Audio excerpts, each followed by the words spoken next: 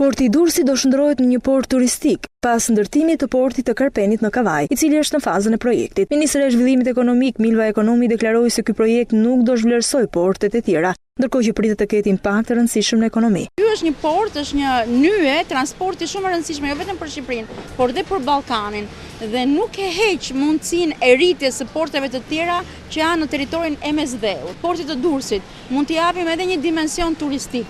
Do të ishte shumë e vlerë për ekonominë shqiptare që të kishte mundësi të ftonte edhe më tepër turistë në vend, të kishin mundësi të ishin edhe turistë edhe më të shpesh, që të kishin mundësi të përdorin të tjera mjete komunikimi, siç janë navetat ose kroqerat. Prandaj unë besoj që në këto kushte besoj që është një vlerë e shtuar për ekonominë shqiptare. Deklaratat e ministrës së ekonomisë u bën pas inspektimit të një biznesi fason në Durrës, ku shoqërohej nga kreu i zyrës austriake për zhvillim në Shqipëri. Partneriteti ndërmarrje europiane, ndërmarrje shqiptare ka lehtësuar mënyrën se si realizohet procesi i punës dhe ka sjellë disa inovacione të vogla teknike, por procesi i punës është bërë më efektiv dhe më produktiv. Në kompaninë Fasone në Durrës që prodhon veshje për tregun gjerman, ku janë punësuar 400 persona, ngrihet si shqetësim mungesa e profesionistëve, ndë edhe është krijuar një ambient i veçantë për praktikantë që ndjekin shkollën profesionale për tekstile.